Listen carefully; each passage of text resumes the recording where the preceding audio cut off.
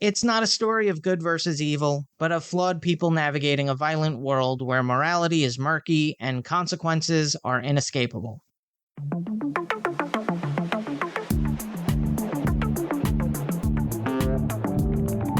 Just what you've been waiting for. Movies, TV, music, and more. Follow, subscribe, stay up to date. Episodes drop every other Monday. It's the man, watch that. It's the man, watch that. It's the man, watch that podcast. Welcome to the Matt Watch That podcast, the place for reviews, rants, and randomness. I'm your host, Matt Seroski, filmmaker, film fan. Each episode, I'm going to watch a movie or TV pilot that I probably should have seen but never got around to. It could be a recent favorite, critic's choice, or cult classic. To join in on the conversation, follow me on Twitter, Instagram, and Facebook at Matt Seroski. You can subscribe to my YouTube page where I'll post videos and clips from the show. If you have any opinions on what I've discussed, or suggestions as to what I should see next, use the hashtag MattWatchThat on social. Before we start, when streaming came out, it was almost too good to believe, right? Netflix and other companies were offering hundreds of movies and TV series for such a low price, it made the deal worth it. But it was not a sustainable business model. As we've seen over the years, every few months, one of these streamers decides to increase their prices a buck or two.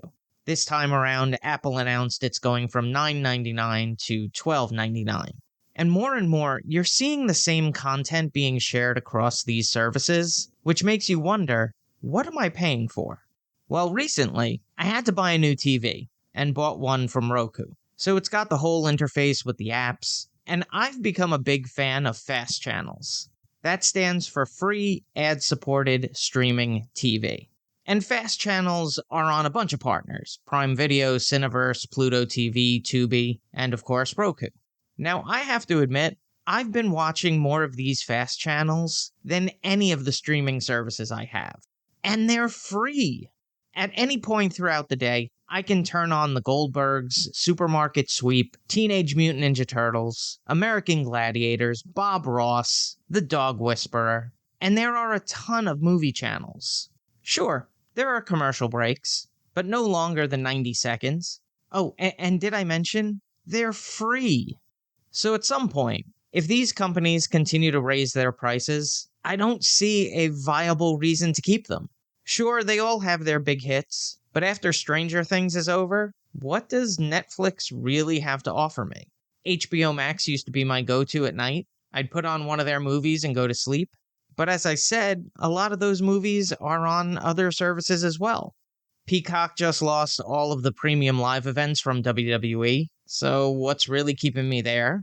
And I really just have Disney and Hulu because they're a package. And I do re-binge a lot of the ABC series on Hulu, but they're the worst offenders, so how long am I going to pay $20, $25, $30 for that?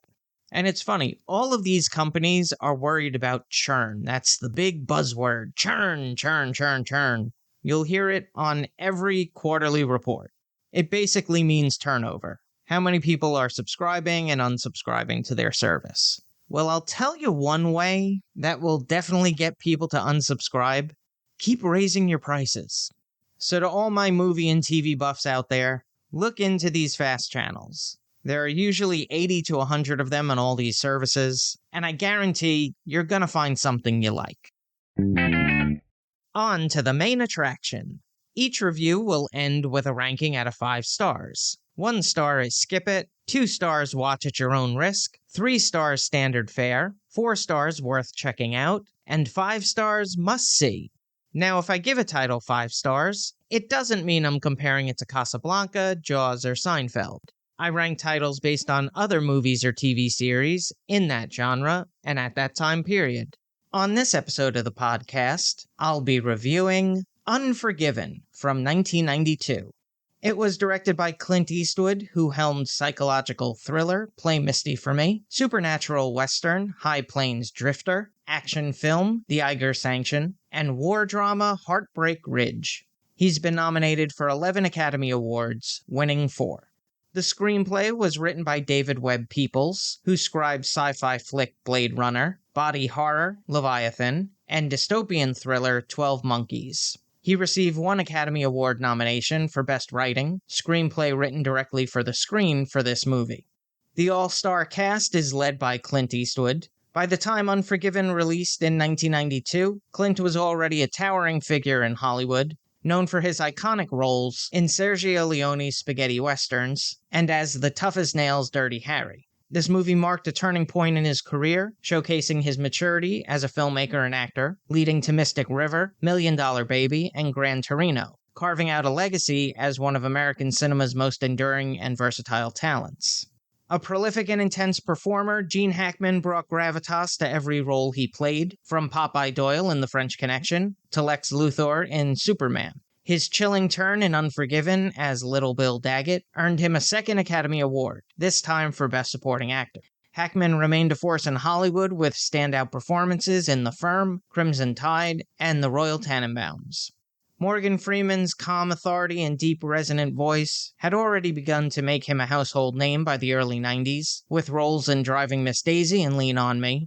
In Unforgiven, he brought a soulful humanity to the role of Ned Logan, adding emotional depth to the film's exploration of morality and violence. His career soared from there, with major roles in The Shawshank Redemption, Seven, and $1 Million Baby, the latter earning him an Oscar. Irish actor Richard Harris was a veteran of both stage and film, and celebrated for his early work in This Sporting Life and Camelot. His portrayal of English Bob served as a memorable late-career highlight, showcasing his ability to steal scenes with charm and menace. In his final years, Harris found renewed global fame as Albus Dumbledore in the first 2 Harry Potter films before his death in 2002. This is something to look out for. The boots that Clint Eastwood wore in this movie are from Rawhide, a Western series he starred in for 8 seasons, 217 episodes. So let's jump into it. In the small town of Big Whiskey, Wyoming, a brutal incident occurs at a brothel, where a cowboy viciously slashes a prostitute's face. Despite the violence, the local sheriff, Little Bill Daggett, delivers a lenient punishment, demanding only that the offender provides horses as compensation to the brothel owner, not the victim. Outraged by this injustice, the other prostitutes pool money to place a bounty on the men responsible. Word of the bounty spreads, drawing the attention of gunslingers and bounty hunters across the region. Meanwhile, far from Big Whiskey, an aging, retired outlaw named William Money struggles to care for his children on a failing pig farm. Once a notorious killer, Money is now widowed and long out of practice. When a young, cocky would-be gunslinger calling himself the Schofield Kid approaches Money to join him in claiming the bounty, Money initially refuses, but facing poverty and driven by a sense of unfinished identity, he ultimately agrees and recruits his old partner, Ned Logan, to ride with them, setting in motion a journey that will force Money to confront his violent past. Here's a quote without context: "Any man don't want to get killed, better clear on out the back." Unforgiven is a powerful deconstruction of the traditional Western genre, stripping away the mythic glamour of frontier justice to expose the brutal, morally ambiguous reality behind the legend of the gunslinger. It's not a story of good versus evil, but of flawed people navigating a violent world where morality is murky and consequences are inescapable. At its center is William Money, a former outlaw whose past is steeped in bloodshed. His transformation from a ruthless killer to a struggling farmer, and then reluctantly back to violence, serves as a meditation on the permanence of one's past and the illusion of redemption. Money is not the classic hero returning for one last ride. He's a man haunted by what he's done and what he is capable of becoming again. The film denies viewers the satisfaction of a clean moral arc. Money's return to violence is not a triumph, but grim, necessary, and tragic. The character of Sheriff Little Bill Daggett further complicates moral expectations. As a lawman, he believes in order and control, but enforces it with brutality and hypocrisy, punishing others for the very violence he casually dispenses. His belief in his own authority and the rule of law collapses when faced with a man like Money, who represents a kind of violence that law cannot contain or understand. Visually and thematically, Eastwood presents a West stripped of its grandeur. The cinematography echoes the emotional tone of the film, cold, stark, and unforgiving. The slow pacing and sparse score emphasize the tension and gravity of each decision the characters make, allowing the weight of violence and its consequence to settle deeply. Ultimately, Unforgiven is a somber, introspective film that interrogates the cost of violence, the myth of the hero, and the possibility or impossibility of redemption. It's a mature Western that acknowledges the genre's roots while daring to subvert them, earning its place as one of the most significant films in modern American cinema. Now for a little trivial trivia. The film was shot in 39 days, with the Big Whiskey set being built in an unprecedented 32 days. Unforgiven was produced by Malpaso Productions and distributed by Warner Brothers. It was filmed in Calgary, Alberta, Canada, and Sonora, California. The cinematography was captured by Jack N. Green, whose filmography includes sports comedy Rookie of the Year, action thriller The Net, disaster film Twister, and sci-fi comedy Hot Tub Time Machine. He was nominated for an Academy Award for Best Cinematography of this movie. It was edited by Joel Cox, who worked on thriller Sudden Impact, neo-noir mystery Mystic River, and biographical drama J. Edgar. He's been nominated for 3 Academy Awards for Best Achievement in Film Editing of $1 Million Baby, American Sniper, and winning for this movie. The score was composed by Lenny Newhouse, who wrote the music for Western Pale Rider, family road comedy Follow That Bird, and adventure drama Space Cowboys. He won a Primetime Emmy Award for Achievement in Music Composition for a miniseries or special for Lush Life. Clint Eastwood wrote the main theme song, Claudia's Theme. The runtime is 2 hours 11 minutes. It had a budget of $14 million and grossed $159 million at the box office. It was nominated for 9 Oscars at the 1993 Academy Awards. This is the third Western to win Best Picture, after Cimarron and Dances with Wolves. On the Ski Index, I give it 4.5 out of 5 stars. If you've seen Unforgiven and have opinions on the movie, let me know what you think using the hashtag #MattWatchThat. Moving right along, each episode, I'm going to post clips that I think people should watch. It could be movie trailers, music videos, interviews, or something completely random. Search for my YouTube page and there'll be a playlist called Matt Watch That Playback. Tattletales was a classic American game show that ran on CBS in 2 different periods, first from 1974 to 1978, and then again from 1982 to 1984. The show was hosted by Bert Convy, who won a Daytime Emmy Award for his role in 1977. The show's premise revolved around 3 celebrity couples who competed to see how well they knew their respective partners. The studio audience was divided into 3 sections, with each section rooting for a specific couple. The couples were playing to win money for their section of the audience. The format of the game involved one half of the couple being sent off stage to a soundproof booth. The other partner remained on stage with the host. The sequestered spouses were then asked a question about their relationship or personal life. The on-stage spouses had to predict how their partner would answer. The sequestered spouses then came back on stage and revealed their answers. If the on-stage spouse's answer matched their partner's, they would win a piece of the pot. The process would then be repeated with the roles reversed. The questions often focused on humorous or embarrassing details of the couple's lives, leading to a lot of entertaining banter and tattling between their spouses.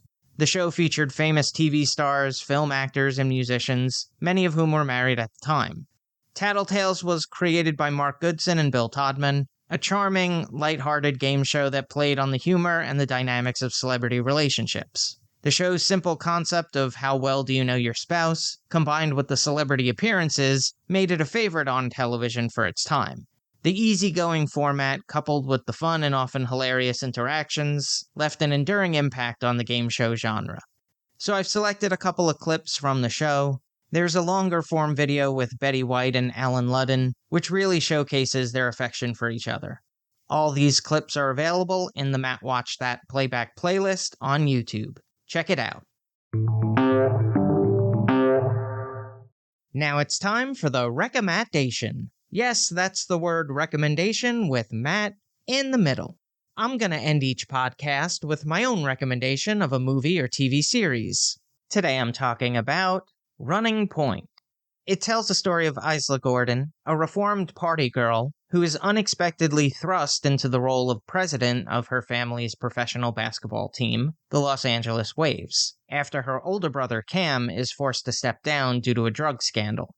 Having long been overlooked by her late father and brothers, who are also involved in the business, Isla is determined to prove her worth. However, her siblings, particularly her general manager brother Ness and her CFO half-brother Sandy, are skeptical of her abilities and even hope she fails. The series was created by Elaine Coe, Mindy Kaling, Ike Barinholtz, and David Stassen, loosely based on the experiences of LA Lakers owner Jeannie Buss. The series features a cast that includes Kate Hudson as Isla Gordon, Brenda Song as her chief of staff and best friend Allie, Drew Tarver and Scott MacArthur as her half-brother Sandy and brother Ness, and Justin Theroux as the scandal-ridden older brother Cam. Running Point delves into the dysfunctional dynamics of the wealthy Gordon family. Isla must contend with her brother's constant questioning and attempts to undermine her. The family drama is further complicated by the discovery of her secret half-brother Jackie, who's the illegitimate son of Isla's father. Isla faces numerous hurdles, from dealing with a losing team and problematic players, like the high-maintenance point guard Travis Bugg, to negotiating broadcast deals and facing a board that doubts her. She often uses her deep knowledge of basketball to make surprising decisions, such as a trade that helps increase the team's cap space while keeping a key player. The show blends humor with more serious themes like misogyny, addiction, and the complexities of family business. While it's a lighthearted comedy, it touches on the pressures Isla faces as a woman in power and the internal conflicts that arise within the family. Running Point has one season with 10 episodes. In March, the series was renewed for a second season.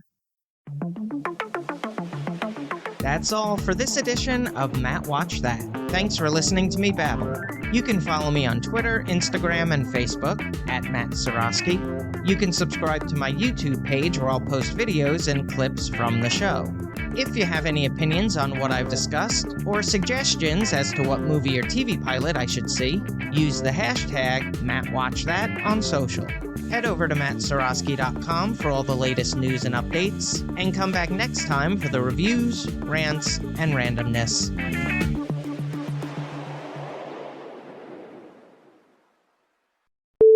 A prolific and intense performer, Gene Hackman brought gravitas to every role he prayed. Word of the bounty spreads, drawing the attention of glunslingers.